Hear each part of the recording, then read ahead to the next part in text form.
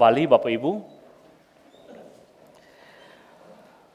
Shalom, selamat pagi Bapak Ibu Saudara dikasihi Tuhan. Hari ini kita sama-sama akan belajar di bawah satu tema, yaitu perintah Allah, yaitu 10 hukum yang Allah berikan bagi kita. Dan saya mengajak kita untuk membuka Alkitab kita di dalam Keluaran 20 ayat 1 sampai 17. Kita buka, saya tidak akan tampilkan, kita akan baca. Jadi saya baca ayat pertama, Bapak Ibu baca ayat yang kedua, sampai kepada ayatnya yang ke-17. Keluaran 20 ayat 1 sampai 17. Firman Tuhan berkata, lalu Allah mengucapkan segala firman ini. Bapak Ibu 1, 2, 3. Aku Tuhan Allahmu yang membawa engkau keluar dari tanah Mesir, jangan ada padamu Allah lain di hadapanku. Janganlah membuat-buatmu atau menyerupai apapun.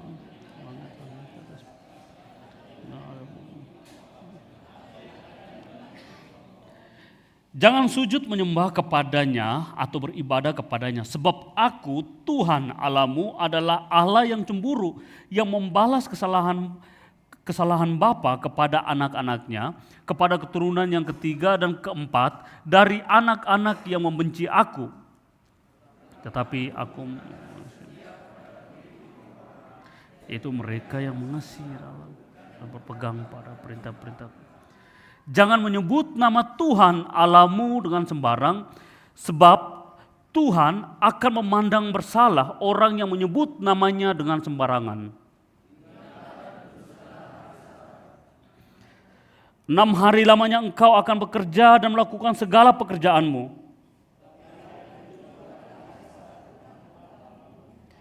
Maka jangan sesuatu pekerjaan. Engkau adalah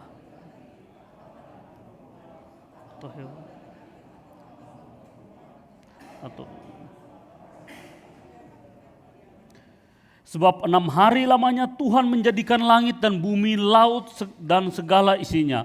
Dan ia berhenti pada hari ke-7. Itulah sebabnya Tuhan memberkati hari Sabat dan menguduskannya. Supaya lanjut di tanah yang Tuhan Allahmu. Jangan membunuh. Jangan mencuri. Jangan mengingini rumah sesamamu, jangan mengingini istrinya, atau hambanya laki-laki, atau hambanya perempuan, atau lembunya, atau keledainya, atau apapun yang dipunyai sesamamu. Bapak Ibu sekali lagi, pada pagi ini kita bersama-sama belajar di bawah satu tema, yaitu perintah Allah. Nah, kita sama-sama mungkin ada yang sudah menghafalkan 10 perintah Tuhan di dalam Keluaran ini. Bahkan mungkin dari sejak SD, sekolah minggu maksudnya, ya kita sudah mempelajarinya. Dan hari ini saya rindu kita melihat lebih dalam lagi mengapa Tuhan memberikan 10 hukum ini kepada umat Israel. Mengapa Tuhan memberikan 10 hukum ini kepada umat Israel? Dan kita akan melihat ada 2 poin yang kita pelajari bersama-sama pada hari ini. Bisa bantu klikkan.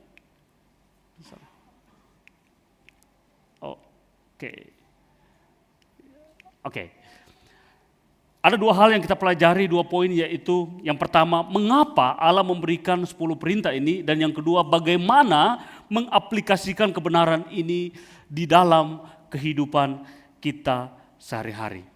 Yang pertama kita masuk, mengapa Allah memberikan 10 perintah ini kepada umat Israel. Yang pertama yaitu Allah ingin memperkenalkan dirinya bahwa dialah Allah yang hidup yang menyelamatkan kita.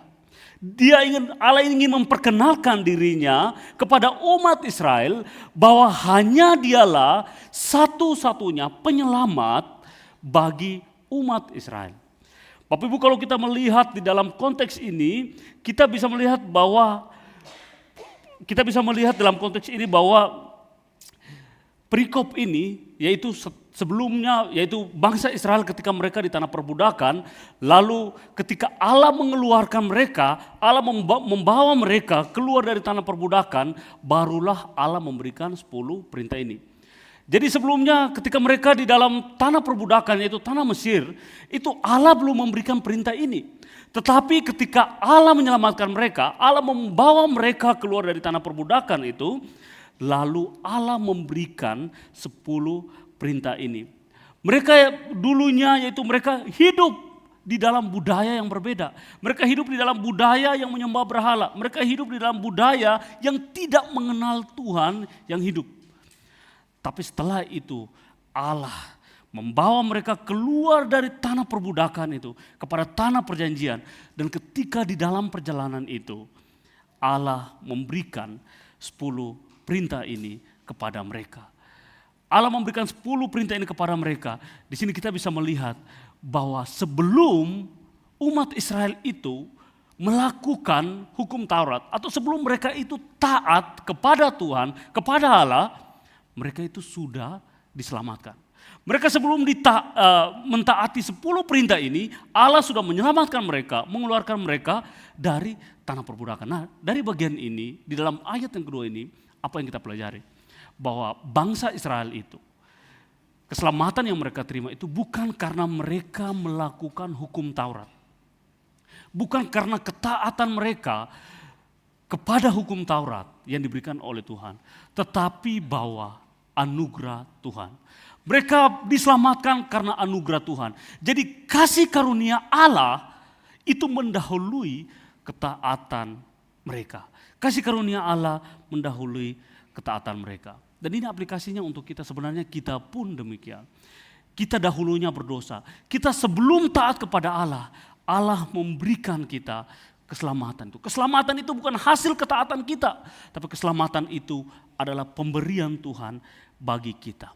Dan di sini Allah ingin menunjukkan bahwa Dialah Allah yang hidup, yang harus disembah, yang harus diagungkan, yang harus dimuliakan oleh umat Israel dan kita pada saat ini. Dan hal kedua yang ingin kita pelajari, yaitu melalui 10 hukum Taurat yang akan kita bedah bersama-sama, kita pelajari bersama-sama ini. Maka Allah itu ingin menunjukkan tentang karakter, kekudusan, dan kehendaknya. Di dalam hukum pertama sampai hukum 10 kita akan melihat bagaimana Allah itu menunjukkan tentang kasih dan keadilannya. Di dalam 10 hukum itu Allah menunjukkan kekudusannya. Dan Dia menyatakan kehendaknya bagi umat Tuhan. Bapak Ibu, kita bisa melihat misalnya di dalam poin yang pertama, yaitu hukum yang pertama itu jangan ada padamu Allah lain di hadapanku. Jadi konteks pada zaman itu bahwa orang-orang Mesir, mereka itu menyembah kepada banyak dewa. Nah, itu disebut sebagai politeisme. Jadi mereka itu menyembah atau kepercayaan mereka itu menyembah kepada banyak dewa. Dan mereka beranggapan bahwa semakin banyak dewa yang mereka sembah, maka semakin banyak mereka itu mendapatkan kebaikan dari dewa itu. Dewa-dewa yang mereka sembah yaitu misalnya ada dewa matahari, dewa kesuburan, dewa kematian, banyak sekali. Kalau Bapak Ibu ingat di dalam eksposisi kita ketika masuk di dalam 10 tula, di situ Tuhan menunjukkan bahwa Tuhan itu lebih berkuasa dari Allah-Allah yang disembah oleh orang-orang Mesir. Dan di sini Allah mau menunjukkan tentang Dia adalah Allah yang kudus, di mana tidak boleh ada Allah lain di hadapannya. Allah mau bahwa hanya Allah yang kita sembah, bukan dewa-dewa lain.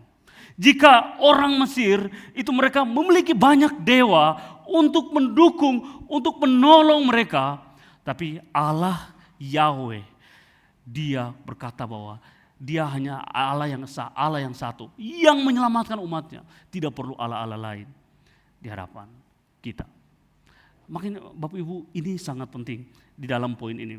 Nah, ketika saya mempelajari bagian ini, ada sebuah ungkapan dari Martin Luther, itu Bapak gereja kita itu, dia berkata di dalam kesaksiannya begitu ya, di dalam pengakuan dia berkata begini, tidak secara kebetulan hukum pertama ini di dalam 10 perintah ini dikatakan bahwa jangan ada ilah lain di hadapanku.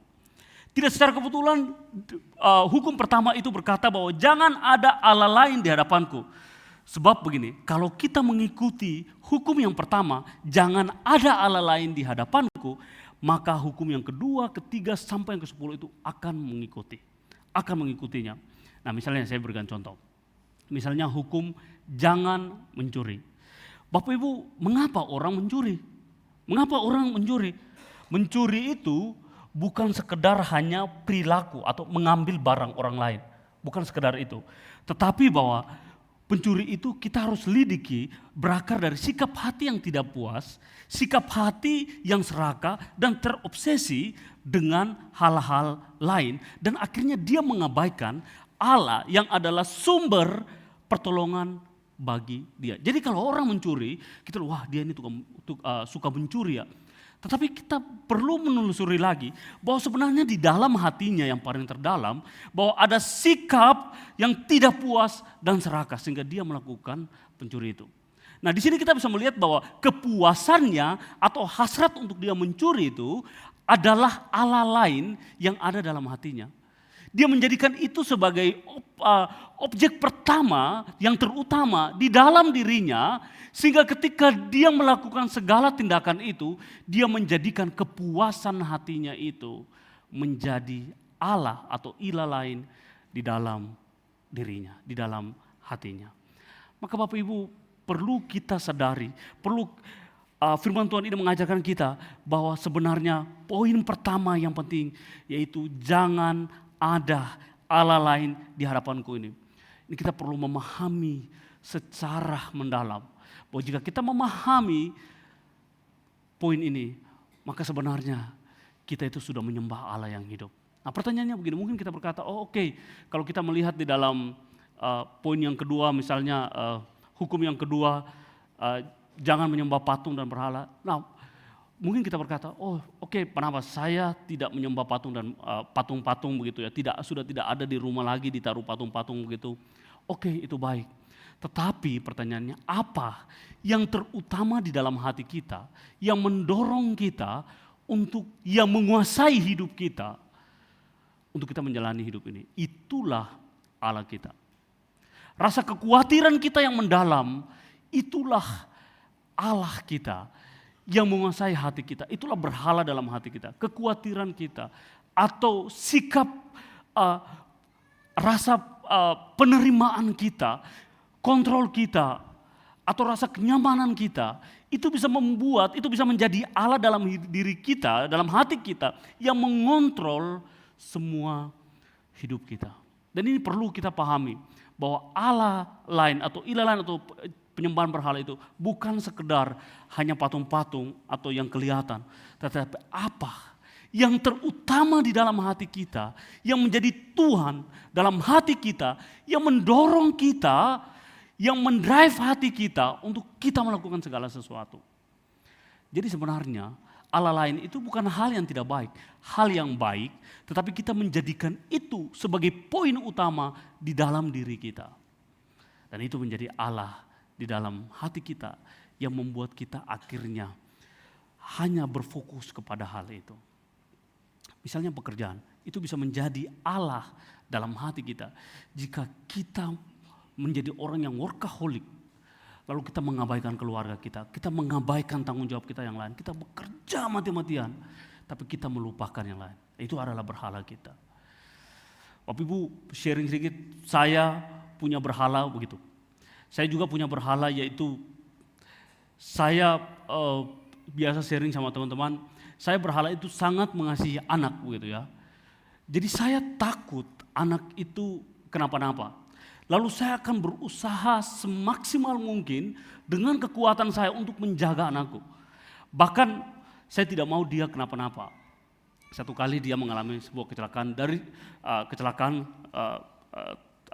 melepuh kakinya begitu, dan itu sungguh membuat saya sangat-sangat sedih begitu ya.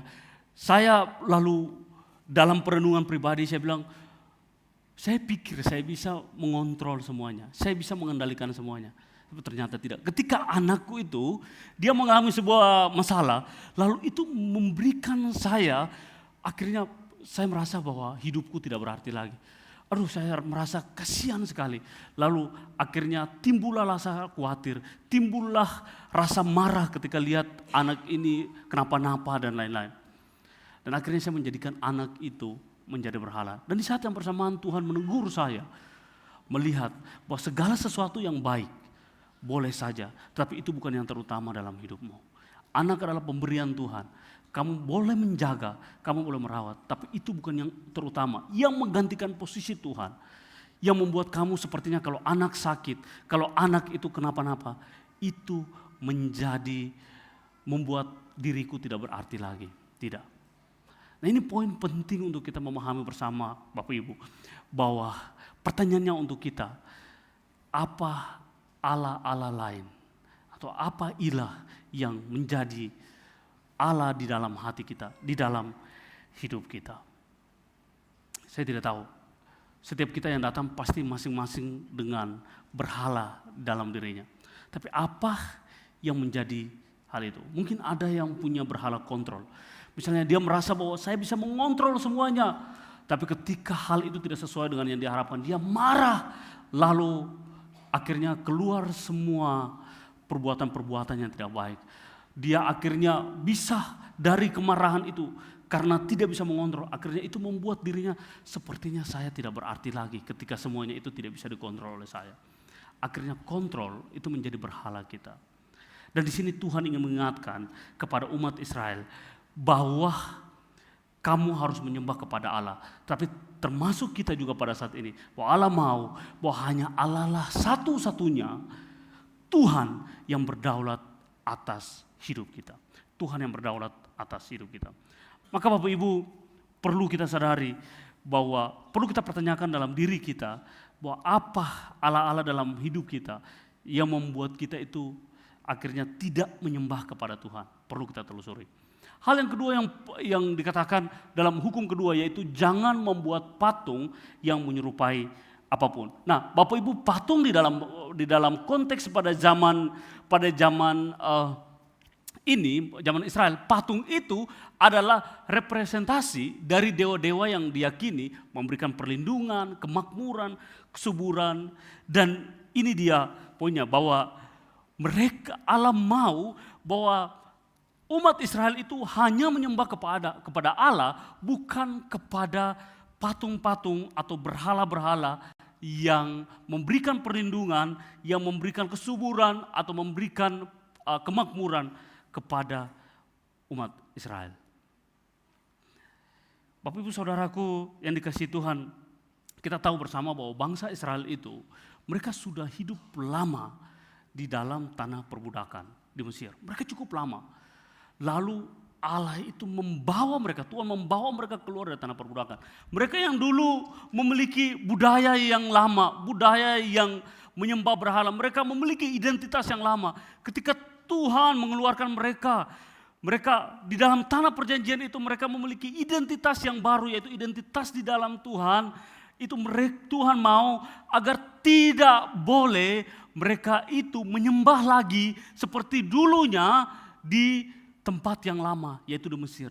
Tapi Tuhan mau agar mereka itu menyembah hanya kepada Allah. Sehingga Allah mau bukan hanya menjadikan Allah satu-satunya, tapi mereka tidak boleh membuat patung yang menyerupai apapun, termasuk menyerupai Tuhan untuk mereka sembah.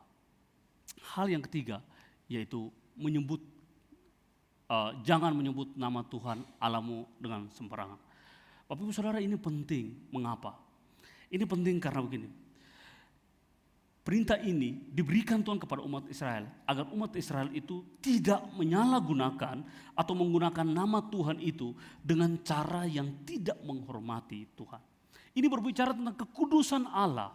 Bahwa Allah itu kudus, namanya mulia, namanya adalah kudus, suci, dan tidak boleh digunakan dengan sembarangan. Tidak boleh menyebutkannya dengan sembarangan. Pada zaman dahulu bahwa nama itu bukan hanya sekedar hanya kata atau label gitu, tetapi nama itu menggambarkan siapa dia. Jadi misalnya kalau bicara siapa Prabowo, kita sudah tahu identitasnya bagaimana ya. Kalau siapa Gibran kita pasti sudah tahu. Kita tinggal cari saja di Google. Jadi nama itu memiliki arti bahwa nama itu menggambarkan siapa dia, identitasnya. Nah, di dalam konteks ini sekali lagi bahwa Allah rindu agar umat Israel itu tidak sembarangan membicarakan atau menyampaikan, mengucapkan nama Allah Yahweh itu. Karena nama itu mengungkapkan karakter dan kekudusan Allah. Bapak Ibu, dalam kehidupan sehari-hari kita, mungkin seringkali kita menggunakan nama Tuhan itu dengan sembarang. Mungkin kita bisa menyebut nama Tuhan hanya untuk menutupi kesalahan kita mungkin ya. Begitu ya. Demi Tuhan yang hidup, saya bersumpah begitu, padahal kita salah begitu ya. Kita seringkali menggunakan nama itu dengan salah kaprah. Sebenarnya itu kita sedang menghina karakter dan kekudusan Allah. Karena itu Bapak Ibu, poin ketiga ini, hukum ketiga ini memberikan kita sebuah pemahaman bahwa jangan sekali-kali kita menyebut nama Tuhan Allah itu dengan sembarangan. Nah, kita melihat yang hukum yang keempat yaitu kuduskanlah hari Sabat. Nah, Bapak Ibu, kuduskanlah hari Sabat ini berbicara mengenai bagaimana umat Israel pada waktu di Mesir. Mereka itu bekerja secara paksa. Mereka bekerja itu tidak mengenal waktu. Mereka dipaksa untuk kerja rodi, begitu ya. Dan Tuhan mau bahwa umat Israel itu ketika mereka memiliki identitas baru di dalam Tuhan, mereka harus kuduskan hari Sabat ini. Dan kita bisa baca bahwa hari Sabat di dalam bagian ini mengacu kepada penciptaan.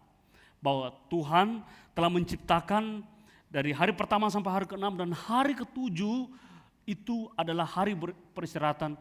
Dan Tuhan mau agar umat Israel itu tidak bekerja terus, tidak melakukan segala aktivitas terus, tapi ada waktu di mana mereka harus bersama-sama menyembah kepada Tuhan. Mereka harus kuduskan hari Sabat itu untuk mereka bisa, ini menandakan tentang sebuah kekudusan Allah. Mereka sedang mencerminkan kekudusan Allah, bahwa Allah itu kudus dan Allah itu yang layak disembah. Bapak Ibu, 4 bagian ini kita bisa melihat bahwa ini semuanya tentang relasi kita dengan Allah. 4 bagian ini berbicara mengenai bagaimana hubungan kita dengan Allah. Bahwa hanya Allah yang disembah, tidak, dan juga jangan membuat patung atau berhala. Lalu tidak boleh menyebut nama Tuhan dengan sembarangan. Lalu kuduskanlah hari Sabat. Ini berbicara tentang kita dan Tuhan. Tapi nanti di dalam poin 5-10 ini berbicara tentang relasi kita dengan sesama. Dan kita tidak punya banyak waktu untuk menjelaskan bagian ini. Saya akan cepat saja di bagian ini. Dan nanti kita akan masuk di dalam poin kedua. Nah, bagian yang berikut yaitu di dalam pasal 12 mengenai hormatilah ayah dan ibumu. Dan juga jangan membunuh. Nah, hormati ayah dan ibu ini adalah sebuah hal yang ditetapkan oleh umat Israel bahwa mereka itu harus menghormati orang tua. Begitu. Nah, di dalam Ulangan itu dikatakan bahwa di dalam Ulangan itu bagaimana peran orang tua itu mereka harus mendidik anak, mereka harus mengajarkan ulang-ulang tentang firman Tuhan, dan ini menyangkut dengan bagaimana orang tua itu bagaimana kita itu menghargai orang tua, karena orang tua itulah pelindung kita, orang tua itu mendidik kita, orang tua itu adalah penolong kita, dan orang tua itu adalah wakil Allah yang Allah berikan kepada kita untuk merawat kita. Dan ini Allah mau agar umat Israel itu bukan hanya menghormati Tuhan, tapi menghormati orang tua, menghormati ayah dan ibu. Nah, setelah itu dikatakan jangan membunuh, jangan berzina, jangan mencuri, jangan mengucapkan saksi dusta terhadap sesamamu. Nah, Bapak Ibu Saudaraku, jangan mengucapkan saksi dusta. Mengapa ini penting? Karena begini, pada zaman dahulu itu belum ada CCTV atau HP untuk di video begitu ya, dikasih viral seperti itu. Jadi pada zaman dahulu saksi itu sangat penting. Saksi itu menentukan apakah orang ini bersalah atau tidak. Sehingga umat Israel itu diberitahu bahwa diberikan perintah bahwa kamu jangan menjadi saksi dusta, tapi kamu harus jujur. Kamu tidak boleh berbohong. Karena apa? Kenapa kamu tidak berbohong? Karena kamu sedang mencerminkan tentang kekudusan Allah. mencerminkan tentang kekudusan Allah untuk bagaimana kamu memakai hidupmu. Misalnya jangan mencuri, jangan membunuh. Kita berbicara tentang Allah itu Allah yang kudus. Kita tidak boleh main-main di dalam kehidupan kita. Nah Bapak Ibu Saudaraku yang dikasihi Tuhan, jadi kalau kita melihat 10 perintah Tuhan ini, kita akan melihat bahwa Tuhan itu mau bahwa kita hanya menyembah kepada Allah, tetapi di saat yang bersamaan kita harus mengaplikasikan kasih itu kepada orang lain. Bukan hanya kepada Tuhan, tetapi kepada sesama kita, kepada orang-orang di sekitar kita. Nah, namun pertanyaan untuk kita begini, yang terjadi dalam perjalanan umat Tuhan, apakah umat Tuhan atau umat Israel itu mereka melakukan perintah Tuhan? Apakah mereka ketika diberikan 10 hukum Taurat ini, mereka langsung menjadi orang yang suci, yang kudus, lalu mereka itu akhirnya melakukan hukum itu? Jawabnya tidak. Kalau kita melihat perjalanan bangsa Israel, mereka itu dikatakan bahwa bangsa yang tegar tengkuk, bangsa yang keras kepala. Mereka menyembah kepada berhala, mereka melakukan ketidakadilan, mereka melakukan tindakan kekerasan, mereka bahkan tidak menghargai sesama mereka. Dan ketika Allah memberikan hukum ini, Allah ridhokan bahwa umat Tuhan itu mereka bisa berubah di dalam identitas mereka yang baru, tetapi pada kenyataannya tidak. Pada kenyataannya bahwa umat Israel itu gagal, mereka tidak mampu dan sanggup melakukan perintah Tuhan. Ini kita masuk dalam poin ketiga, yaitu Tuhan itu sebenarnya lewat 10 hukum Taurat ini, Tuhan ingin menunjukkan ketidakmampuan dan keberdosaan kita. Dan sebenarnya adalah gambaran bangsa Israel ini, umat Israel ini adalah sebenarnya gambaran kita sebenarnya. Gambaran umat Israel ini sebenarnya adalah gambaran kita, orang yang tegar tengkuk, orang yang keras kepala, orang yang selalu menyembah berhala-berhala, orang yang selalu tidak adil gitu, melakukan ketidakadilan kepada orang lain. Bahkan mungkin keadilan kita, kasih kita kepada orang lain itu mungkin kita melakukannya, tetapi kita melihat apakah orang ini cocok untuk kita lakukan, kita mengasihi dia atau tidak. Dan gambaran Israel ini adalah sekali lagi menunjukkan ketidakmampuan kita sebagai orang-orang yang sudah ditebus oleh Tuhan juga. Bapak Ibu Saudaraku yang dikasihi Tuhan, makanya Yakobus itu berkata begini, sebab siapa yang menuruti seluruh hukum itu tetapi mengabaikan satu bagian saja, ia bersalah terhadap seluruhnya. Dengan kata lain begini, dari 10 hukum itu kalau kamu bisa melakukan 9 hukum, tapi satu hukum itu kamu tidak lakukan, maka kamu berdosa. Dan sekali lagi bahwa ini menunjukkan bahwa ketidakmampuan dan keberdosaan kita untuk melakukan hukum ini. Pertanyaannya begini, jika kita semua tidak bisa lakukan, jika kita semua itu tidak bisa menjalankan setiap hukum itu dengan baik, lalu bagaimana caranya kita mengaplikasikan kebenaran ini dalam kehidupan kita sehari-hari? Bagaimana kita itu mengaplikasikan kebenaran ini di dalam kehidupan kita sehari-hari? Nah, di dalam Injil Matius 5 ayat 17, mari kita baca sama-sama, 1, 2, 3. Janganlah kamu menyangka bahwa aku datang, tetapi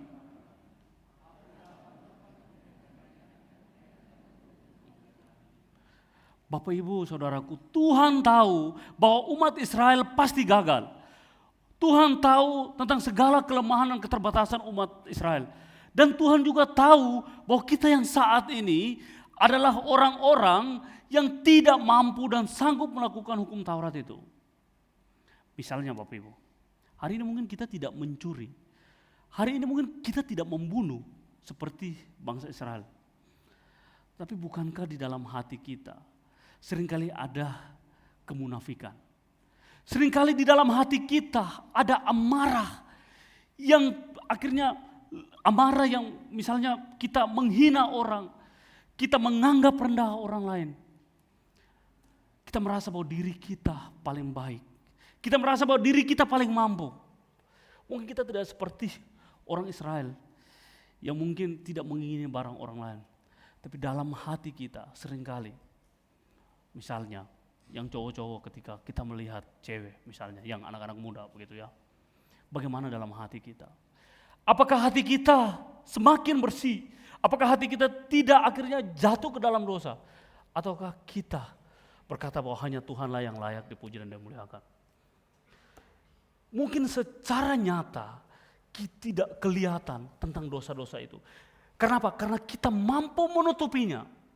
Tapi sadarkah kita bahwa hati kita adalah pabrik berhala, di mana hati kita itu timbul segala berhala, kecemburuan, segala hal-hal yang mendukakan hati Tuhan selalu timbul dan selalu timbul. Dan itu yang terjadi. Seberapa kita yang mungkin tidak mencuri atau membunuh, tapi kita melakukan dosa-dosa yang lain. Dan itu yang seringkali terjadi di dalam kita. Dan ini menunjukkan bahwa kita ini juga tidak mampu untuk menyelesaikan atau menggenapi hukum Taurat itu. Karena itu kita membutuhkan seorang pribadi yang kudus.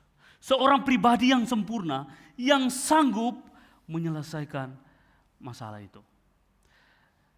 Bapak Ibu Saudaraku yang dikasihi Tuhan, ketidakmampuan dan keterbatasan kita itu tidak menghalangi Allah itu bekerja menyelamatkan kita. Ia memberikan seorang pribadi yang sempurna, yaitu Yesus Kristus, untuk menggenapi segala kelemahan dan kegagalan kita.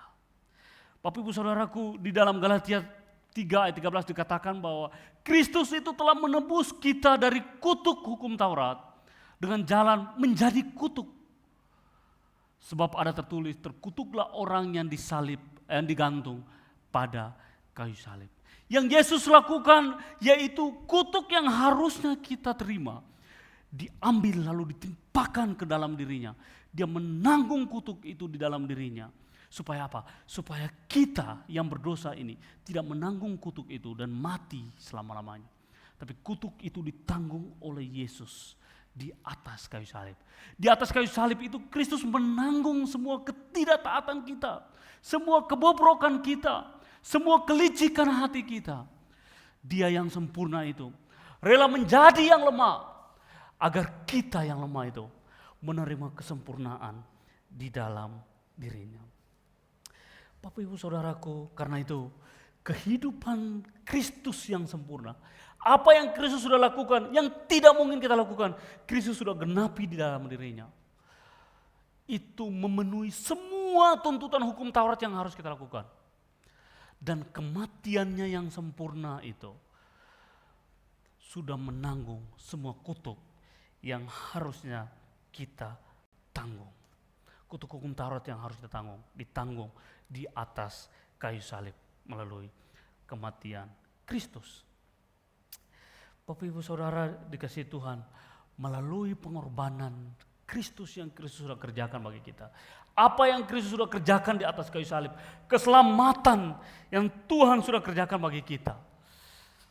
Akhirnya hari ini Bapak Ibu, kita bisa taat, kita bisa melakukan perintah Tuhan, kita itu mendapat perkenanan daripada Tuhan. Itu bukan karena kita itu berusaha supaya kita itu akhirnya diselamatkan, tidak. Tapi karena kita sudah diselamatkan oleh Tuhan. Sehingga Bapak Ibu, keselamatan yang kita terima itu melalui apa yang Kristus sudah kerjakan, maka kebaikan kita, kesalehan kita apapun itu adalah cara hidup kita orang-orang yang sudah diselamatkan oleh Tuhan. Jadi sekarang Bapak Ibu, apa yang kita lakukan adalah karena kita sudah diselamatkan, dan inilah cara hidup orang-orang yang sudah diselamatkan oleh Tuhan. Bapak Ibu, dalam hal ini kita itu berbeda dengan agama-agama lain. Di dalam kepercayaan, dalam iman kekristenan, ini perbedaannya sangat besar sekali. Jika agama-agama lain itu berkata bahwa kita melakukan A, B, C, kita melakukan kebaikan, kita tidak boleh mencuri, kita tidak boleh berbohong, kita tidak boleh berzina, supaya Allah itu memberkati kita, supaya Tuhan itu bermurah hati kepada kita. Tetapi iman Kristen di dalam kekristenan, bahwa kita melakukan semuanya itu bukan supaya kita diberkati, bukan supaya akhirnya kita diterima, Tetapi karena kita sudah diterima, sehingga apapun yang kita lakukan, itu semua mengalir dari sebuah motivasi hati yang mengasihi Tuhan. Jadi perbedaannya yaitu motivasi kita lakukan. Alasan dibalik kita melakukan itu apa. Dan hari ini Bapak Ibu, kalau kita melakukan segala sesuatu, bagaimana kita sudah tahu bahwa bagaimana cara hidup orang yang sudah diselamatkan. Kita sudah tahu bagaimana cara hidup orang-orang yang sudah ditebus. Tapi kalau kita melakukannya dengan sebuah motivasi yang keliru, maka sebenarnya kita tidak berbeda dengan agama-agama yang lain. Ajaran-ajaran yang lain. Karena itu Bapak Ibu, segala sesuatu yang kita lakukan sebenarnya harus memiliki dasar, motivasi yang alasan yang tepat. Bahwa kita melakukan semuanya itu bukan supaya, tetapi karena Kristus sudah menyelesaikan bagi kita. Nah, Bapak Ibu Saudaraku, jadi apa yang kita lakukan itu? Kita itu tidak mampu dan sanggup membalas segala kebaikan Tuhan, apapun itu caranya. Semua yang kita lakukan adalah respon kita kepada kebaikan dan kemurahan yang Tuhan sudah kerjakan bagi kita. Bapak Ibu mungkin kita berkata, oh kalau begitu saya bebas dong melakukan segala sesuatu gitu ya. Kan Tuhan sudah menyelamatkan saya. Kan saya sudah diselamatkan, saya pasti selamat kalau saya percaya Tuhan. Kalau begitu saya bebas dong melakukan segala sesuatu. Misalnya pelayanan pun ogah-ogahan begitu ya. Nah ini banyak anak muda, jadi saya memberikan contoh lebih banyak kepada anak muda. Datangnya, ya enggak apa-apa lah, Tuhan mengasihi saya, yang penting hatiku itu bersih, saya datang pelayanan, enggak apa-apa. Tapi kita selalu menampilkan hal-hal, kita selalu memakai nama Tuhan menjadi motivasi kita, padahal sebenarnya hati kita itu ada hal-hal lain yang mendorong kita sehingga kita itu dengan motivasi yang salah di dalam melayani Tuhan. Atau misalnya, ya karena Tuhan sudah selamatkan saya bebas dong melakukan dosa begitu. Ya nanti saya datang mengaku di hadapan Tuhan, selesai, Tuhan pasti ampuni. Atau mungkin ada yang berkata, di pekerjaan saya bisa berbohong lah, saya enggak apa-apa lah, cincai begitu ya. Tidak apa-apa lah, kita buat apa lagi namanya? Toleransi lah, ini hal tidak apa-apalah kita buat saja. Tapi sebenarnya itu kita tidak, apa yang kita lakukan itu sebenarnya tidak berkenan kepada Tuhan. Mungkin kita berkata, ya saya sudah diselamatkan, saya bebaslah melakukan segala sesuatu asalkan saya sudah percaya Tuhan. Bapak Ibu, orang-orang yang tahu bahwa dia sudah diselamatkan, tapi dia masih melakukan dosa, berarti dia belum menyadari sepenuhnya tentang karya salib Kristus yang sudah mati, yang sudah berkorban, yang memberikan dirinya bagi kita di atas kayu salib. Mungkin kita belum memahami sepenuhnya apa yang diartikan sebagai karya penebusan Kristus itu dalam hidup kita.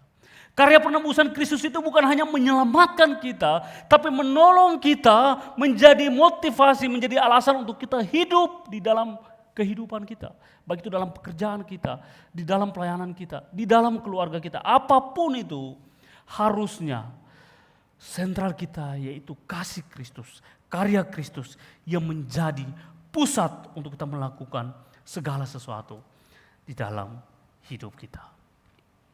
Bapak Ibu, atau ada yang berkata begini, ya oke lah Tuhan sudah selamatkan saya apa-apalah tidur-tiduran nanti Tuhan berkati gitu ya. Saya dalam sharing dengan beberapa teman kami itu jadikan itu sebagai jokes begitu ya. Ada orang yang malas-malasan tapi ya enggak apa-apalah kita berdoa nanti Tuhan kirim berkatnya begitu ya. Lalu dikatakanlah, dicopot lagi ayat di dalam Matius, burung-burung di udara saja Tuhan pelihara. Wis, rohani sekali begitu. Tapi sadarkah kita bahwa burung-burung juga bekerja loh, dia tinggalkan tempatnya lalu pergi gitu ya, cari makanan. Jadi juga bekerja begitu. Kita merasa bahwa oh kalau hidup dengan Tuhan itu semuanya aman-aman, tentram, nyaman, aman terkendali. Kita selalu merendahkan kasih Tuhan itu dengan pola pikir kita, dengan pemahaman kita yang dangkal. Sehingga akhirnya kasih Tuhan itu kita memahami secara sempit sehingga aplikasi dalam kehidupan kita sehari-hari. Kita sebenarnya bukan sedang melayani Tuhan, tapi kita itu sedang mengasihi diri kita sendiri. Tuhan itu bukan sebagai tujuan utama, tapi Tuhan itu sebagai alat atau sarana untuk kita mencapai segala sesuatu yang kita inginkan. Dan ini kita perlu bertobat. Kita perlu bertobat. Tuhan itu bukan alat. Tuhan adalah tujuan utama dari kehidupan kita. Tuhan adalah tujuan utama dari pekerjaan yang kita lakukan. Tuhan adalah tujuan utama dari kita melayani. Tuhan adalah tujuan utama bagaimana kita mendidik anak kita. Bagaimana kita mendidik keluarga kita. Tuhanlah yang menjadi poin utama, yang terutama di dalam hidup kita. Bapak Ibu yang dikasihi Tuhan, sekali lagi bahwa kehidupan kekristenan adalah kehidupan yang melakukan segala sesuatu karena meresponi sebagai respon kepada kebaikan dan kemurahan yang Tuhan lakukan kepada kita. Bapak Ibu Saudaraku yang dikasihi Tuhan, apa aplikasinya untuk kehidupan kita sehari-hari? Saya cepat saja di bagian ini. Aplikasinya, misalnya teman-teman yang melayani Tuhan. Baik itu menjadi worship leader, singers, guru, sekolah minggu, pemusik, penyambut, multimedia, teman-teman yang mengambil bagian dalam pelayanan, soundman. Kita perlu menyadari bahwa kita melayani Tuhan itu bukan supaya kita membayar atau membalas pengorbanan Tuhan, tidak. Kita melayani Tuhan karena Tuhan itu sudah lebih dahulu melayani kita. Kita melayani Tuhan, akhirnya Bapak Ibu pelayanan kita, apa yang kita lakukan dalam pelayanan kepada Tuhan itu bukanlah sebuah beban, bukan sebuah perintah, tetapi sebuah keharusan yang lahir dari hati kita.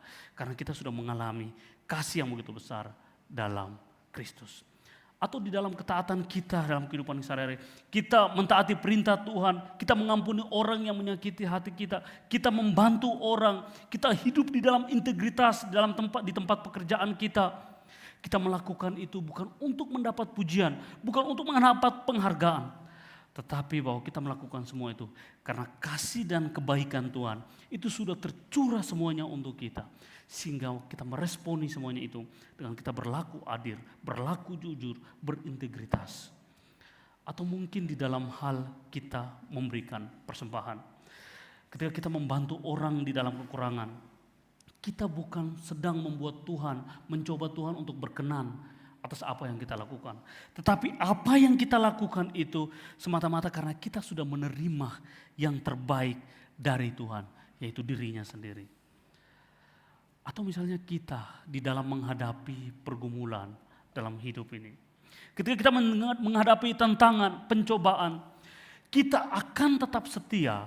Kita akan tetap berpegang teguh kepada firman Tuhan. Bukan supaya kalau saya lebih setia lagi kepada Tuhan, pasti Tuhan itu akan menggugah hati Tuhan. Untuk Tuhan itu bisa menolong saya. Tidak. Kesetiaan, motivasi dari kesetiaan kita kepada Tuhan, yaitu karena kasih Kristus itu sendiri. Kita setia kepada Tuhan karena kita tahu bahwa Tuhan mengendalikan semuanya. Kita setia kepada Tuhan karena kita tahu bahwa Tuhan berdaulat atas seluruh hidup kita. Sehingga kesetiaan kita itu, kesetiaan bukan untuk menegosiasi hati Tuhan. Tapi kesetiaan kita yaitu karena kita tahu bahwa Yesus ada bersama-sama dengan kita. Dia menopang kita, dia mengendalikan, dan dia mengontrol seluruh hidup kita. Bapak Ibu Saudaraku, pertanyaan untuk kita. Coba kita masing-masing selidiki hati kita. Selama ini, ketika kita taat, ketika kita melayani Tuhan, ketika kita bisa mengambil bagian di dalam pelayanan, ketika kita itu bekerja, ketika kita membantu orang, ketika kita melakukan segala sesuatu kebaikan, bahkan mungkin Bapak Ibu di dalam kita kedisiplinan rohani kita baca Alkitab setiap hari, kita melakukan perenungan setiap hari. Apakah dengan motivasi hati yang benar, ataukah motivasi hati kita itu keliru? Apakah kita lakukan semuanya itu supaya akhirnya Tuhan itu semakin mengasihi kita? Atau karena kita menyadari bahwa Tuhan sudah begitu mengasihi kita sehingga kita itu melakukan semuanya untuk Tuhan. Karena itu Bapak Ibu Saudaraku, sadar kita bahwa kita akhirnya ketika kita tahu bahwa dasar kita yaitu Yesus sudah kerjakan semuanya untuk kita. Ketika kita mentaati seluruh perintah Tuhan, Kita mentaatinya dengan sebuah rasa syukur. Kita mentaatinya dengan sebuah sukacita dari Tuhan. Mengapa? Karena kita memiliki motivasi, kita memiliki alasan, kita memiliki dasar yang kuat di dalam Yesus Kristus. Karena itu Bapak Ibu, mari kita selidiki motivasi hati kita di dalam segala sesuatu yang kita kerjakan.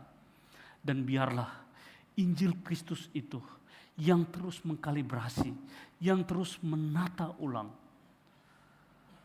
hidup kita, agar kita itu terus melakukan yang terbaik dengan cara dan motivasi yang benar di hadapan Tuhan. Tuhan memberkati kita semua. Mari kita berdoa. Bapa di dalam surga, sekali lagi kami datang kepadamu Tuhan. Kiranya firman-Mu yang telah kami renungkan bersama bukan hanya memberikan pemahaman di dalam pikiran kami, tapi firman itu masuk ke dalam hati kami, mengubah hati kami yang keras. Mungkin selama ini Tuhan kami taat, tapi kami taat dengan motivasi yang salah. Kami mohon ampun di hadapan-Mu. Kiranya Roh Kudus menolong kami. Roh Kudus mengubahkan hati kami. Kami rindu Tuhan, hidup kami sepenuhnya diubahkan oleh Injil Kristus. Dan kiranya melalui Injil Kristus itu, kami terus dimampukan untuk melakukan perintah-perintah Tuhan, dimampukan untuk melakukan apa yang Tuhan kehendaki dalam hidup kami. Terpujilah nama-Mu Tuhan, kami bersyukur, kami berdoa demi nama Yesus. Amin.